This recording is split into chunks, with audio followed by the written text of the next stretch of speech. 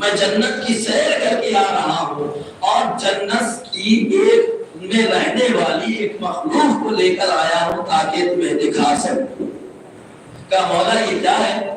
کہا دیکھو یہ پرندہ ہے۔ جب میں نے غور کیا تو دیکھا کہ پرندہ ہے، لیکن اس کی منقار بار بار کھل رہی ہے، بند ہو رہی ہے، اس کا منہ بار بار کھلتا ہے، بند ہوتا ہے۔ میں نے پوچھا مولا یہ پرندہ ہے، نہ جانے اپنی زبان میں کیا کہہ رہا ہے، مجھے نہیں پتا۔ آپ پرندوں کی زبانیں بھی ان کے علم سے کہیں زیادہ بہتر جانتے ہیں، مولا بتا تو دیجئے کہ یہ کیا بول رہا ہے۔ کہا یہ اپنے پرندہ ہے مگر پرندے کی زبان نہیں بول رہا، یہ عام انسانوں کی فصیح زبان بول رہا۔ کہا مولا وہ کیا ہے؟ کہا غور کرو، وہ چاہنے والا ہے کہ میں اس پرندے کی خرید کیا اور کیا دیکھا کہ وہ کلمہ پڑھ رہا ہے، کلمہ پڑھ رہا ہے، اشہد ان لا الہ الا اللہ اشہد ان محمد رسول اللہ۔ اور تیسرا بھی کلمہ اس نے پڑھا، اشہد ان امیر المؤمنین علی ولی اللہ۔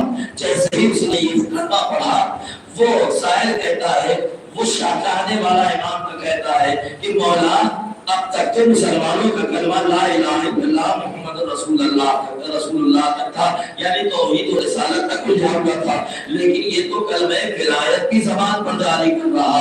امام مسکرا کے کہتے ہیں کہ تم ہی نے تو کہا تھا یہاں سے وہاں چلے جائیں، وہاں سے کوئی ایسی چیز لائیں جس کا وجود اس دنیا میں نہ ہو۔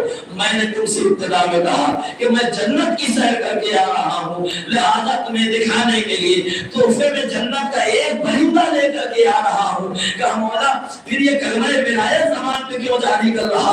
وہ امام مسکرا کے کہتے ہیں چونکہ یہ جنت میں رہنے والا پرندہ ہے اور جنت میں رہنے والی ہر مخلوق پر خدا نے لازم قرار دیا ہے کہ توحید و رسالت کے ساتھ ولایت کبھی زبان سے قرار کرتا ہو۔ اس کا مطلب یہ ہوا کہ جب جنت میں رہنے کی شرط یہ ہے کہ توحید و رسالت کے ساتھ ولایت بھی شامل ہو، تو جنت میں جانے کی تمنا کے لیے ابھی سے ولایت کی عادی ڈالنا ہوتا کہ جنت میں جانے میں آسانی ہو جائے۔ سلام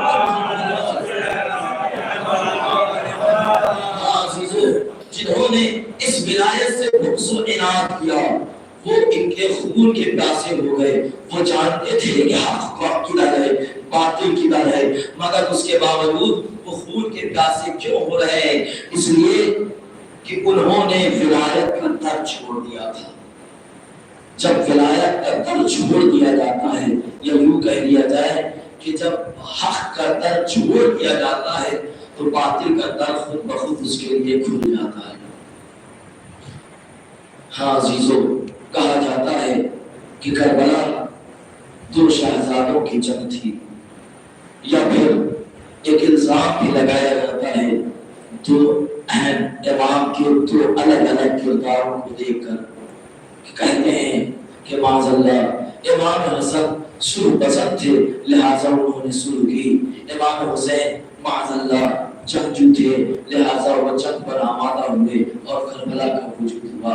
عزیزو آپ ملاحظہ کریں امام حسن کی اگر سلح کا کو پڑھیں تو آپ دیکھیں گے کہ امام حسین علیہ السلام نے پہلے خروج کیا تھا ہزاروں کے لشکر کو، لیکن لشکر والوں نے دھوکہ دے دیا تھا۔ امام حسین علیہ السلام کربلا کے میدان میں بھی آنے کے بعد ماں باپ بار بار موعظہ کر کے نصیحتیں کر کے اپنے آپ کو پہچانوا کر کے یہ بتانا چاہتے ہیں دیکھو اب بھی تم خواب غفلت میں پڑے ہو، بیدار ہو جاؤ، اچھا ایسا ہے کہ تم مجھے اجازت دے دو میں چلا جاؤں، کہیں بھی چلا جاؤں۔ حتیٰ کہ بعض آخری بیان کرتے ہیں کہ امام نے خواہش کی تھی کہ مجھے ہند جانے کی اجازت دے دو، مگر دشمنوں نے گھیر رکھا تھا، کہیں جانے کی اجازت نہیں دی۔ عزادارو وہ وقت بھی آیا جب شب عاشور امام معصوم کربلا محضر شہادت پڑھ رہے ہیں، ایک ایک نام جو ترتیب کیا ہوا تھا، ایک ایک نام جو ترتیب کیا ہوا تھا امام نے، اس نام کو پڑھتے جا رہے ہیں۔ ایک کم سن بچہ ہے جسے قاسم نونہال کہا جاتا ہے، عمر 13 سال ہے، مگر اس کے باوجود 9 سے سنتا رہا۔ جب محضر نامہ مکمل ہو گیا تو کہتا ہے اے چچا جان یا میرا نام محضر شہادت میں نہیں ہے، ایسے ہی یہ فقرہ کہا امام اصل کو